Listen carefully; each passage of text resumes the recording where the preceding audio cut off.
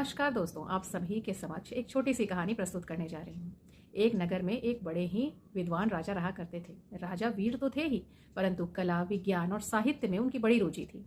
राजा कलाकारों को और विद्वानों का बड़ा ही सम्मान और पुरस्कृत भी करते थे।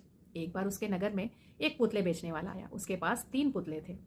तीनों पुतले देखने में बिल्कुल एक जैसे थे, परंतु तीनों की कीमतों में जमीन और आसमान का फर्क था। पुतले वाला दरबार में हाजिर हुआ। उसने अपने पुतलों को सामने रखा और सबसे कहा कि ये तीनों पुतले देखने में बिल्कुल एक जैसे भले ही लग सकते हैं, परंतु इन तीनों के गुणों में काफी फर्क है। इसकी परख सिर्फ एक पारखी ही कर सकता है। राजा और सारे जो लोग बैठे हुए थे दरबार में तीनों पुतलों को ध्यान से देखते हैं। तीनों पुतले बिल्कुल रंग, रूप, गुण सब में एक जैसे, एक कद काठी के थे, बिल्कुल एक जैसे दिख रहे थे। फिर इनके दामों में इतना फर्क क्यों था? राजा अपने विद्वान मंत्री की तरफ देखते हैं। मंत्री राजा के आदेश को समझ जाते हैं। वे दरबान से कहते हैं कि 3 तिनके ले आने को। दरबान 3 तिनके लाता है।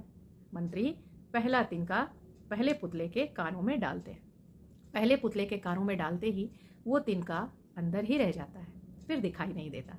दूसरा तिनका दूसरे पुतले के कानों में डालते हैं। थोड़ी देर रुककर वो दूसरे कान से बाहर निकल जाता है। और तीसरा पुतला तीसरा तिनका जैसे ही पुतले के कानों में डालते हैं, वो तुरंत मुंह के द्वारा बाहर निकल जाता है।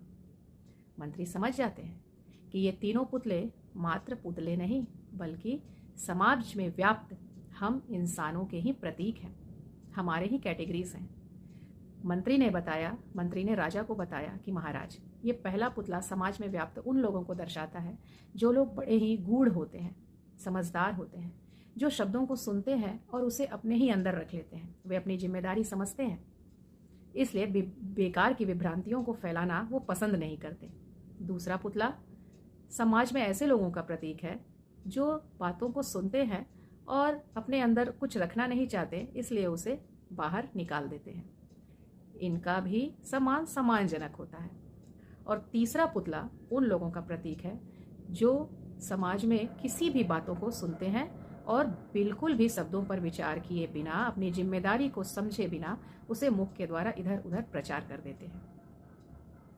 बिल्कुल दोस्तों, हम अपने जीवन में बहुत सारे शब्दों को सीखते हैं, जीवन भर सीखते हैं, पर शब्दों का क्या, कब और कैसे इस्तेमाल करना है ये हम नहीं सीख पाते। शब्दों में अपनी ऊर्जा होती है।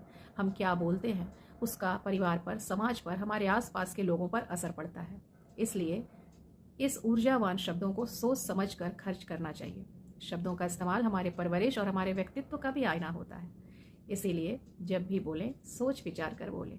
प्रस्तुति अच्छी लगी हो तो प्लीज़ वीडियो को लाइक करें और अपना सपोर्ट बनाए रखें। नमस्कार।